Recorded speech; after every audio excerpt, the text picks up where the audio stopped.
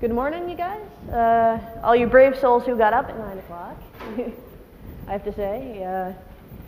Anyway, so I'm going to give a talk today about RFID. I'm just really curious, how many people here in the room actually know somewhat a little bit about RFID? If you think you know something about it, if you could raise your hand. Okay, well, that's a fair proportion of the crowd.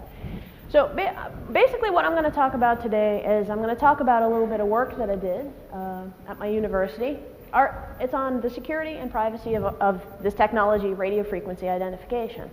And I'm not going to talk about the whole field at large, but I'm going to talk about my little corner of the universe that I've been working on in the last few months. So, but I'm going to start off first with what is RFID. So RFID, it's kind of like these, these little theft control tags. Like if you go into a department store, oftentimes you'll have this little tag attached to your clothing. You take it to the checkout, they forget to deactivate it, you walk out the door, it goes beep, beep, beep, security guard runs after you. RFID is actually a whole lot like that. But essentially what it is instead of having one bit of storage on these little tags that are powered by the reading devices, they actually store a bit more. So just like with Moore's Law has helped computers to get better. Moore's Law is also helping these little theft control tags to get better. So slowly but surely they're getting more than one bit of storage. They're starting to get, perhaps maybe 1K bits, 2K bits. If you have what are called contactless smart cards, I mean, you can certainly, there's new ones coming out that are just in quite a few kilobytes. And the point is, as these tags get more advanced, they're actually starting to become more and more computers. A lot of people, besides calling these things radio barcodes, also consider RFID tags to be a kind of computer of the future. But what's actually more interesting about RFID is some of the uses that it's used for. Part of what it's used for is things like eliminating counterfeits. There were some rumors going around for a while about the European Central Bank implanting RFID tags in money. They were just rumors. People were like, nuking their bills and stuff to see if these tags were really in there. But it subsided after a while. I've heard actually since then that there were rumors about Swedish kroners getting these things, just raising the discussion again. There's also more IDs. Of course, the passports. And this is one of the really big controversies that's been popping up lately. They want to use these things just for their storage abilities, even more than for the fact you can read them from a distance, but just so you can store biometric information, stuff like fingerprints, picture of your face, because that's actually too much information to put in those little, what they call machine readable zones, those little barcodes they have when you swipe the passport.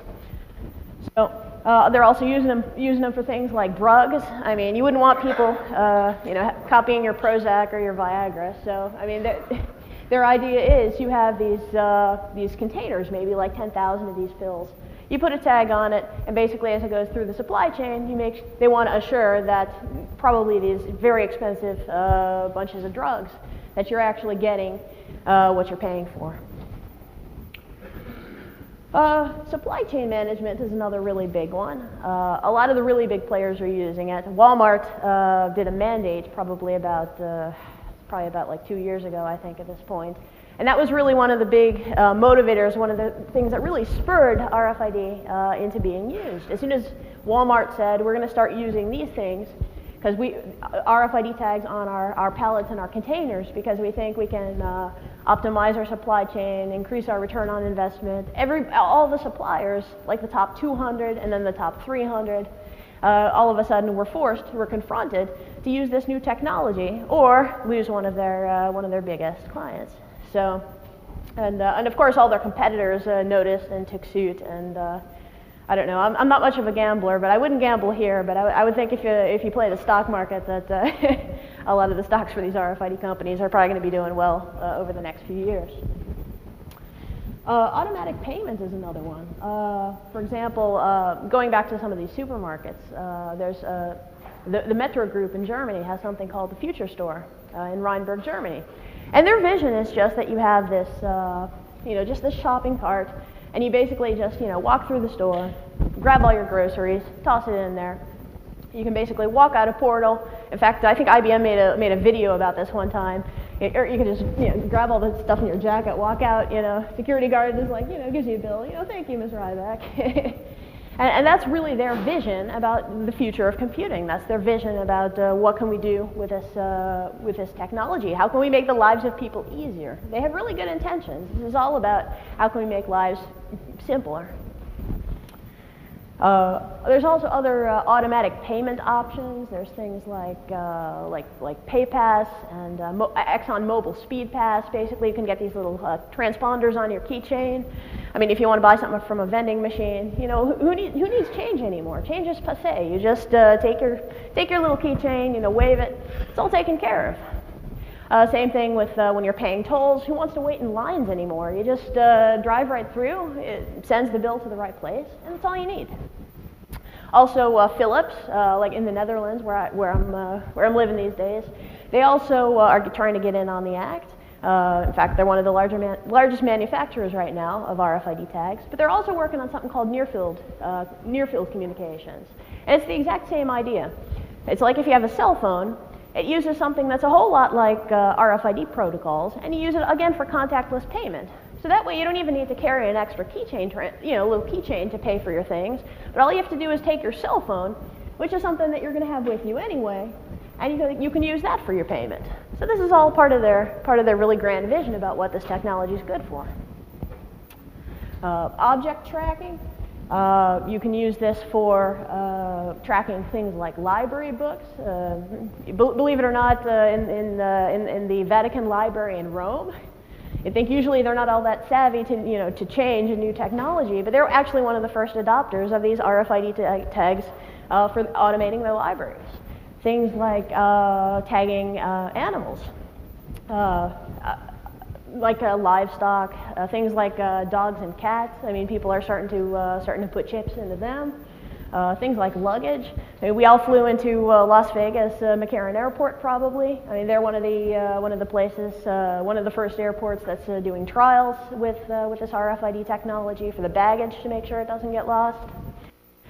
And so we're tagging all these objects. We're tagging the dogs and the cats. We're tagging the livestock. What's the logical next direction for all of this?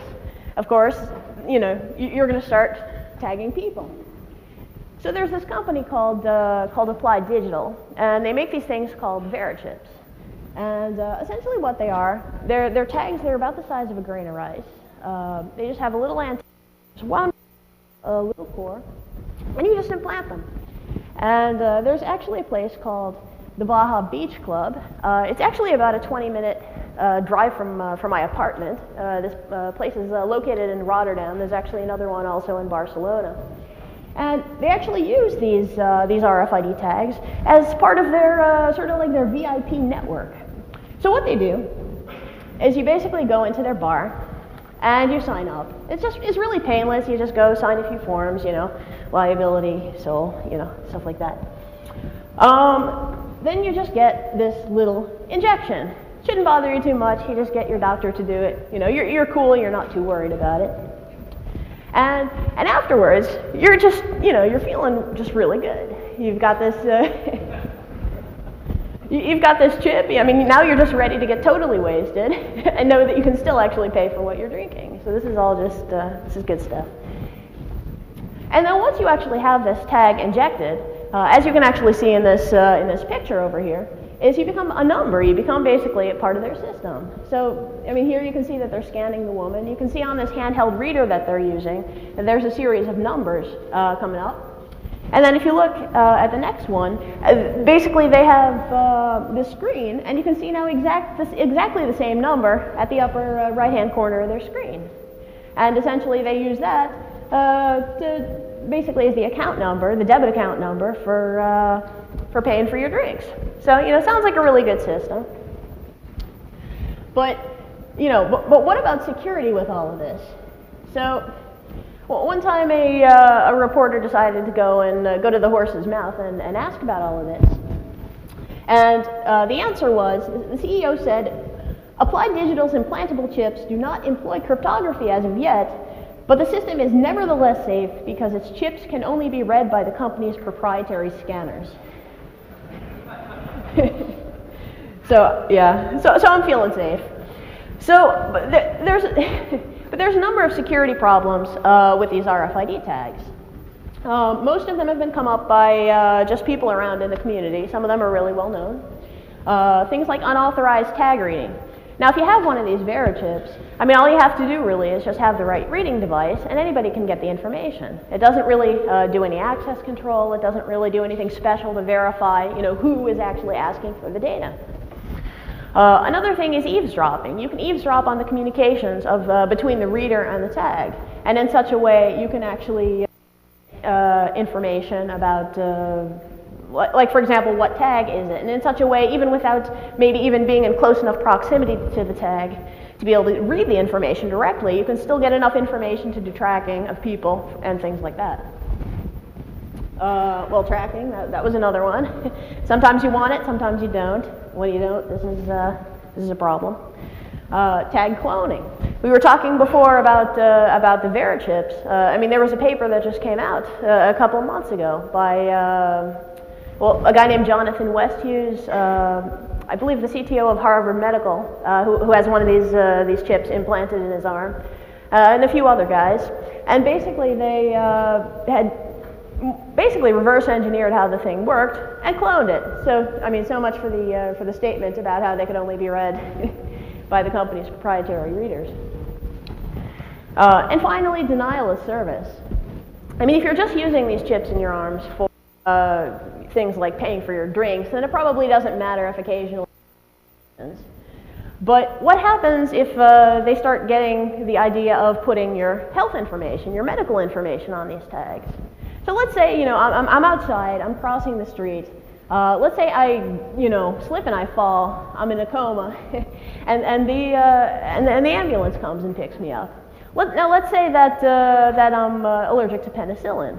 This is information that they would need to know, and they figure, why do you have to wear one of these little bracelets? You can just put this information in here. Everybody can just read the chip, and they know. But the point is, if you do denial of service on these kinds of tags, you could then not get the information at the critical time. And when you're talking about health information, people's lives could be at stake. But these are just some of the RFID security problems.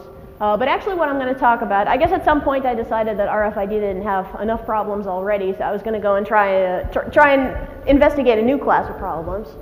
And basically, I did some work on RFID malware. So malware is more or less what you would expect it to be. It's not so much high-level misuse of tags. It's not things just like copying valid data, transplanting it to another tag, and just leaving it.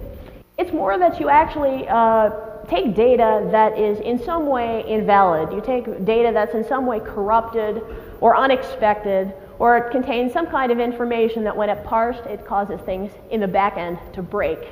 It's malware. It's just like the traditional computer attacks y'all are used to seeing on the internet.